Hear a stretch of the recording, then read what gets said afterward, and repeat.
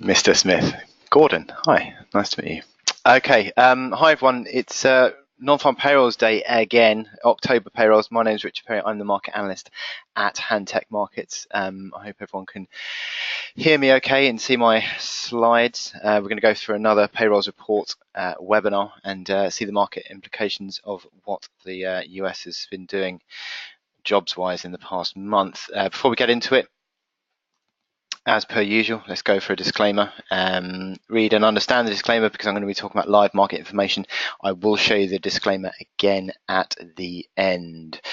So yes, there it all is in all its glory. As ever, we're going to talk through US employment situation report, what could be the drivers of the market reactions, key markets to watch, and as the data comes in, a live market analysis. Now, I think this is going to be a payrolls report that's a little bit odd because it's massively going to be disrupted by hurricane season. Hurricanes Harvey, Irma, and Maria have all hit the US in different ways, and subsequently, it's again I think have a sizable impact on the jobs numbers on the headline basis. I mean, I read the Goldman's headline. They're going to go for 50,000. I think the consensus is around about 90,000, according to Reuters. Let me just show you. Here you can see the forecasts. 90,000 on headline, 4.4% on unemployment. Average hourly earnings will be key as well. And yeah, well, I'll go through those now.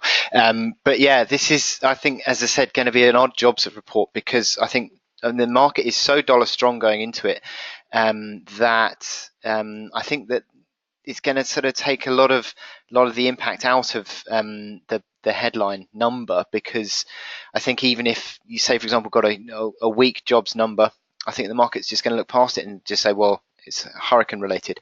So subsequently, I think we're going to see a pinch of salt taken on the headlines. I mean, if it's a beat, the market will say, well, possibly dollar strength anyway, because obviously the economy is sort of holding up despite the fact that it had this huge sort of disruption from the hurricanes. So yeah, I think this could be a funny number. The fact that you might get sort of a reaction on the initial headline number, but subsequently, I think the market could then retain its dollar positive move. But moving into it, the market is not expecting a rate hike in October and almost nailed on guaranteed a December rate hike. So subsequently, I don't think this payrolls report is going to change much, and therefore I think it's going to be a real risk reaction. I think subsequently, if you see a strong payrolls report, we're going to get a really strong dollar reaction. Weak payrolls report, as I said, a little bit sort of pinch of salt perhaps, but still, yeah, I think you're going to get a less significant reaction to the downside, because as I'll sort of go through in a bit, I think the market could sort of react initially dollar weak, but ultimately I think the dollar strength story is going to continue. So I think subsequently, I think the average hourly earnings will be the focus more than the headline payrolls. Average hourly earnings have picked up slightly, or sort of basically started to stabilize, but shown signs of a possible pickup. Let me show you the charts if I can find them. Here we go. Here's payrolls, which has been falling anyway recently, but again, I think the market's going to sort of look past that. Here's the average hourly earnings, which has sort of stabilized in the last couple of months at 2.5%. Now, the expectation today is for 0.3% on the month-on-month average hourly earnings, which would mean average hourly earnings over the year would be again 2.5%. But if that starts to tick higher, then will that start to sort of drive a bit more dollar strength? That would be the issue that we need to think about. So I think average hourly earnings sort of picking up would be the sort of the main driver. I think unemployment's an interesting one. Of 4.4% of the expectation, 4.4% expectation, bang, is fairly stable over recent months. Let me zoom in a bit so you can see that a little bit better. Sort of a little bit up, a little bit down, around 4.3, 4.4%. But the market has sort of been speculating as to whether full employment has been reached. And I think underemployment, the U6, is interesting here, because as you can see, U6, which basically takes account for underemployment and also the discouraged workers as well. That has been basically falling ever since 2012. It hasn't really picked up at all on a sustainable basis, and it's stabilized the last few months. Yes, you could argue that it's a similar sort of story to what we saw in mid 2016. But if it starts to tick higher, say to 8.7, maybe even 8.8%, would that be the market sort of suggesting that full employment has definitely been reached and start to really drive a dollar recovery story, on the assumption that ultimately that's going to feed through into wages, on the average hourly earnings picking up, and therefore inflation. Labour force participation rate is always a key factor, and that has been again picking up. If that got to 63%, that would be again around those 2016 highs. 63.1% would be really strong, and again suggests that we are bottoming. The more people in the market suggests a better outlook for the labour market, and if that is coming as unemployment is sort of holding, again, that suggests a stronger labour market, and certainly I think they are sort of key factors in this payrolls report. Revisions will be an interesting one, I think, this month, because from what I understand, August data tends to be quite strongly revised as a month. On the whole, it tends to be one of the months that is more susceptible to revisions than most. So subsequently, we could see quite a considerable revision to the August data. But also, I think the market could well find that, again, the pinch of salt is taken by the fact that the data this month on the headline is likely to be susceptible to subsequent revisions as well next month. So I think that this sort of means that the headline number is likely to get less focus this time out. We could see more of a focus on perhaps even the revision from previous months affecting the market. So I think the average hourly earnings is key today, and also U6 at 8.6% last month, but also the revisions as well. Now, in terms of how this is going to affect on the market, well, again, a weak payrolls report, yes, it's going to be dollar negative initially because of the algos. The algos will react to a headline miss, but ultimately, what will that do going forward? Well, the market is fairly well sort of set up for continued dollar strength, I think, in the coming weeks. Actually, let me show you. Where is it? No. Is it that? No. Got a chart here. Why am I not finding my charts? Where are you? There. Sorry, that took a while. Look at this breakout in the dollar index. Hit 94.1 today and sort of came off. That was the August high. I think the market is sort of setting up for a break through that August high. So if that were to be seen, then that would suggest that there is upside traction, I think, on the dollar index. Now, today, I think we're going to see a weak payrolls report is likely to be, as I said, dollar negative initially and yen positive. But I think this sort of trending move is questionable. I've put lightly trending move. Yes, it's lightly trending move because that was what you would see on a weak payrolls report if it came with average hourly earnings falling. Now, on the headline basis, if it was a weak payrolls, weak non-farm payrolls headline and average hourly earnings missing, then that would be a disappointment and drive a little bit of a correction on the dollar. Right, just got a few questions here. If the dollar turns out to be strong, then how will this likely affect euro sterling? So euro sterling is a difficult one at the moment because you've got sorry, that was from Christopher. Euro sterling is a difficult one because at the moment you've got sterling, which is being impacted massively by the speculation on Theresa May. So that is an underperforming currency. I think euro sterling goes up. It has broken out to the upside. As a general factor, I think euro sterling is going higher now because of the political risk of Theresa May coming under pressure, possibly having to resign, possibility of another election, possibility of a Corbyn government, and the impact of that. So subsequently, I think sterling's under pressure, but I think dollar generally will be possibly weak initially on a weak payrolls report, but subsequently I think the dollar will strengthen in due course. Inline payrolls report is as ever mixed, mixed reaction, sort of a little bit up, a little bit down. Just basically would ultimately reaffirm, I think, the dollar trend, which is now increasingly positive.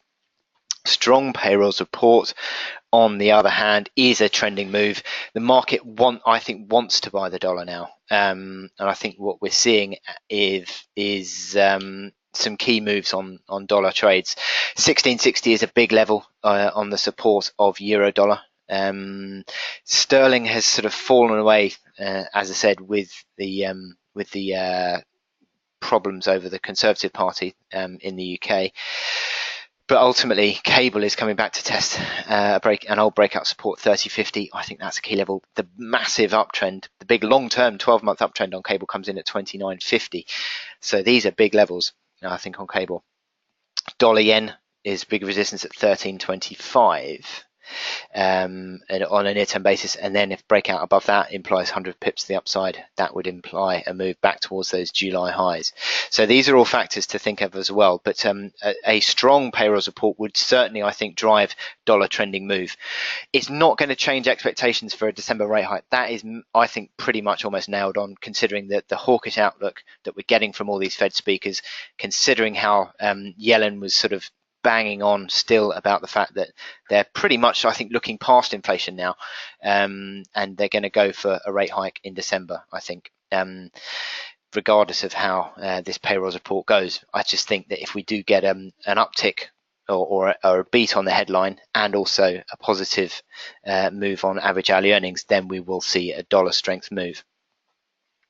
So the spike, this is last month, this little chart that I've got on Eurodollar last month, we had a headline miss. This is interesting. We had a headline miss. Eurodollar jumped from 1920 up to 1970. So 50 pips of jump in just a matter of minutes. And then entirely retraced that move and kept going. The market sort of started to factor in that it was an okay payrolls report, and perhaps that the dollar was still on a strengthening move. I think it's perfectly possible we could see a very similar looking move today if you get a payrolls miss on a headline basis, and say, for example, average hourly earnings were just again in line at 2.5%. I think that would be a likely move. But as ever, what you do find with payrolls is you get a sharp reaction as the algos kick in on the data, and then a retracement. It just depends on if this is a strong payrolls report. I think we could just see a continued trend.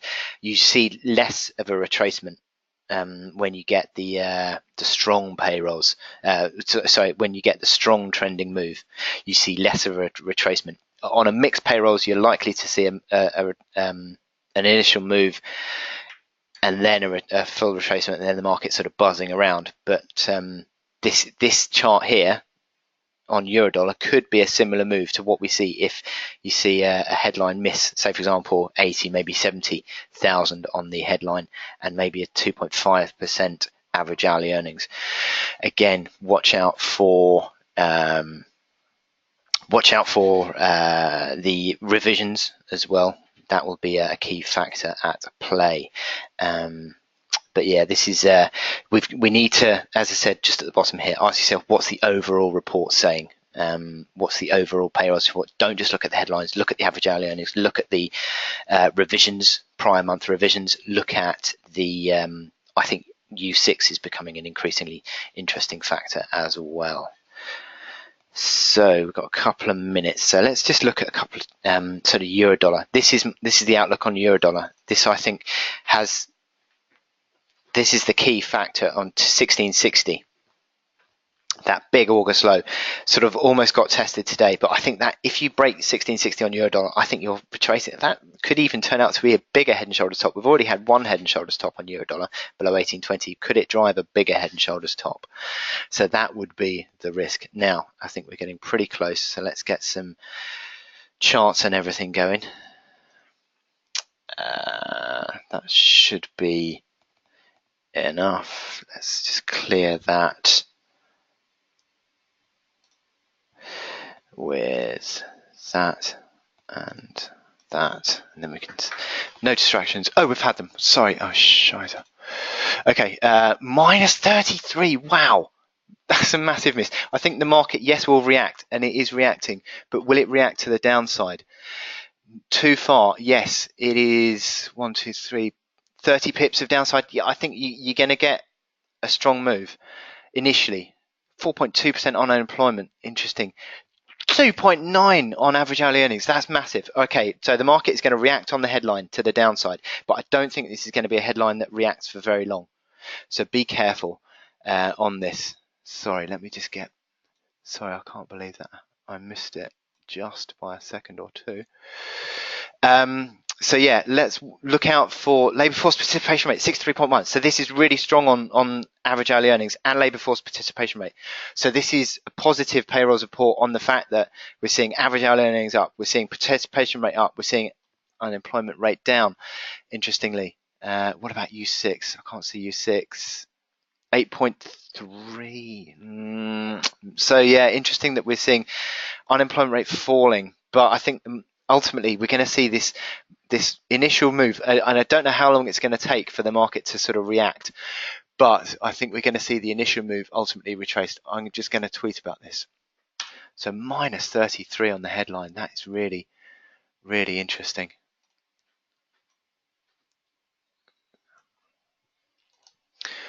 Let me just tweet this. Minus 33.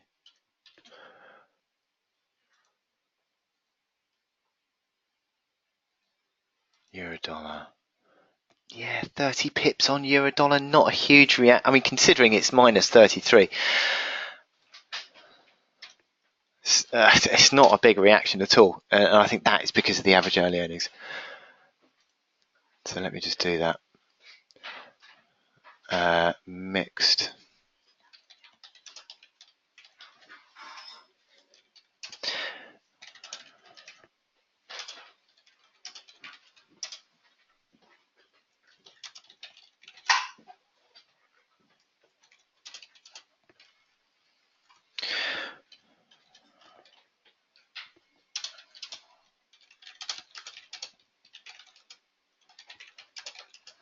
I think maybe also, I don't know, I mean, I'm not a labour market economist, clearly, but whether that average hourly earnings is actually that strong, whether that remains the case in months to come, that could be a question as well, because that is a really strong average hourly earnings.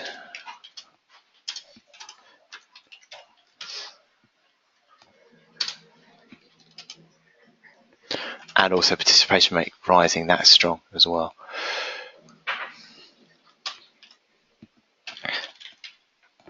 So we're going to get a trending move initially, but my big question would be for how long.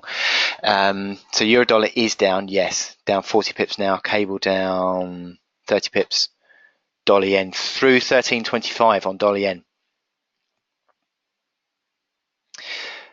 That is really, so yeah, you've got the headline miss, but you've got that dollar strength coming through. So it's really interesting. Dollar strength coming through. So the market is sort of looking past that headline miss, and we're seeing dollar strength. How does this affect stocks, Mr. Smith? Well, I think it was stocks positive. I think that the fact is that the US is growing, and it's getting wage growth, which is positive. You're going to see Trump coming through eventually with a tax plan. I think the market is still equities positive. And yeah, look, you've seen sort of DAX higher marginally, although it's retracing. I think this initial move could. Yeah, I mean, I'm really surprised actually that that you didn't see the initial move on the back of the payrolls miss. I think the market is focusing very much on average hourly earnings already, which is perhaps a little bit surprising considering the algos, but still, I think this dollar strength is interesting. But it is a mixed report ultimately, but it just depends on how much. Yeah, because I mean, you also got. So I've only just seen you've got this revision 169 on the prior month here, 169 on the prior month revision. So that is interesting. That is sort of helping to drive that dollar strength. You're likely to see a bit of a retracement at some stage in the coming minutes, but I still think this is generally, with that average hourly earnings growth, a reaction that is dollar strong, because it's basically what the market's been looking out for. Inflation coming through. That is the one reason why the market is at the moment so far behind the Fed on rate hikes for next year, pricing in around about one, maybe one and a bit rate hikes, whereas the Fed's thinking 3, and that's because of inflation. If inflation picks up, then the market is going to have to reprice for rate hikes next year. And I think ultimately, average hourly earnings picking up so strongly is a really interesting factor there. So you're already seeing this little retracement on euro dollar, but it'll be really because the big unknown in this report is that size of the miss. Is the size of the so minus 33 on payrolls. I mean, that's highly likely to be revised in next month's data, but how much is the market going to factor that in at the moment? Because obviously this is a mixed, arguably, as I said, a mixed payrolls report, where you're seeing the retracements coming through already. So this is a difficult payrolls report to read, I think, because of the size of first of all the earnings growth jump. You're seeing unemployment falling again. It's clearly not yet hit full employment, and also the headline miss. So this is I think you might get a choppy reaction just generally. Yeah, it's difficult to really sort of gauge exactly how much. So let me just look at a few questions. Dollar yen retracing too now. Yes, it is. If dollar yen can close out above 13.25, I think that's a big that's confirmed breakout. 1660, look at that, so interesting. 1667 on that low on euro dollar. 1660 is that level that I'm looking out for. DAX is now down, so yeah, that initial sort of, yeah, it is a bit of a choppy reaction on stocks. I haven't got my US futures going, so I don't know the reaction there, but DAX reaction would suggest that it's a bit of a choppy one, because again, sort of, I suppose if the Fed has to tighten faster than expectation, then so ultimately that's negative for equities, isn't it? But I think equity markets are going to be driven by the fiscal space rather than the monetary space. Yeah, markets are just settling a little bit, arguably, already. Euro dollar still not back at that sort of breakdown level. So maybe you are going to see, maybe you are going to see sort of the sustained dollar strength. But it is an interesting reaction that we're getting. Now, gold. Haven't really spoken about gold yet. I think gold is going to go with the dollar strength, because I think there are so many factors at play here that are affecting gold. Inflation going up is arguably gold supportive. However, if it drives sort of a more hawkish Fed, then ultimately that's gold negative. So I think that that is going to be sort of pulling gold lower. I'd be surprised if gold closes up. Markets are, as I said, consolidating now around this level in the last few minutes on euro dollar. 1690, 30.50 broken on cable as a support. Had initially held, but has now broken. So that's interesting. The Aussie as well. Aussie support. Let's go through a few charts. Euro dollar hit that 1660, as I said, and just rallied a bit. Let me see what am I doing? AUD. Big breakdown, confirming breakdown seemingly yesterday on the Aussie. Top pattern breakdown. It seems as though we're tracking lower. This is all sort of dollar strength. JPY. Can it close above 13.25? That would complete a breakout from this 100 pip range, implied 14.25, bang on that 23.6% fib, but also the 14.50 key July high. Sterling. Yeah, sterling's under a lot of pressure. 30.50 I've taken as a key sort of initial support. That seems to be breaking. Acceleration on all the moving momentum indicators. This is the big uptrend. That big uptrend I was talking about. This 12-month uptrend. That comes in at 29.50 today. So yeah, that is under pressure. And gold. Bit of a neutral reaction on gold at the moment. Sort of looked to be breaking down, but just sort of holding on a little bit. I think a close below 67 opens 51, 12.51. Close below this low here, 12.67 opens 12.51, and I think 12.51 is a key level on gold. Just because I like the chart. Where is it? Where's my gold chart? Here, let me just drag this one in. This is the chart I showed on Core Finance yesterday. Look at this. MACD signals on gold are excellent. Crossover signals. Still getting the down. I mean, that was a slight breach, but to be honest, I'm not taking that as a decisive breach on the RSI. But MACD line's falling. I think it's going to be coming lower. 12.50. Back towards the middle of this trend channel. Trading range. I think that's tracking lower on gold. So yeah, lots of moves there. Interestingly, on this, it was starting to track lower again. So taking into account that the strength of that the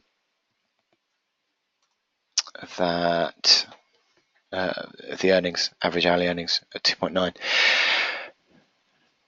Sterling still a big underperformer on the day. General dollar strength. Now I've had a few calls about Canadian loonie, Swiss franc above 98 figure.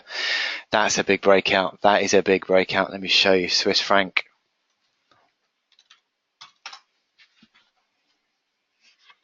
Confirming that breakout. This is a big base pattern.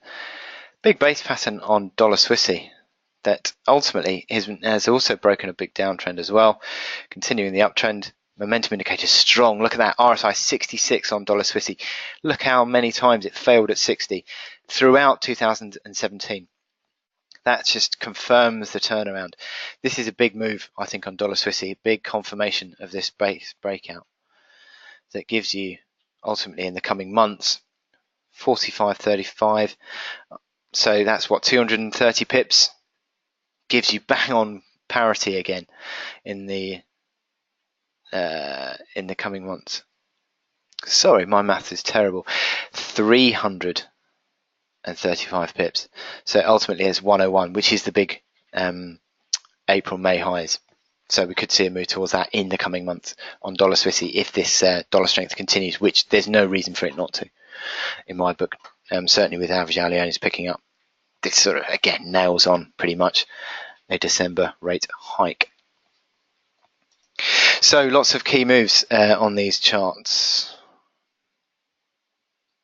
Let's just do one more look. Yeah, we're seeing the sort of move just dropping away again. DAX rallying again. Gold slipping again. Dollar strengthening on the Aussie. Yep.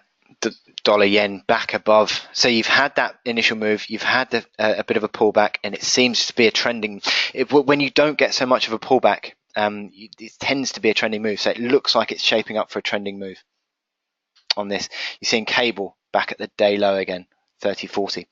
Euro dollar slightly lagging on that dollar strength, but still dollar yen back around those highs, that 13.30 area.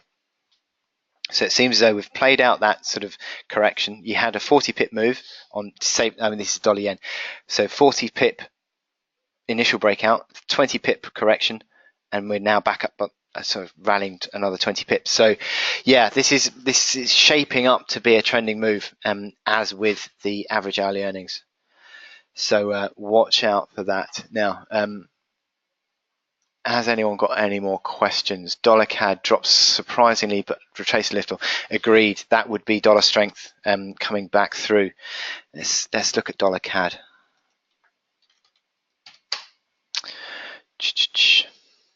Yeah, still trending higher. Like it, like the trend. Seems to be sort of moving towards a test of that trend. Key resistance next up, 26.60. That's what, 90 pips away.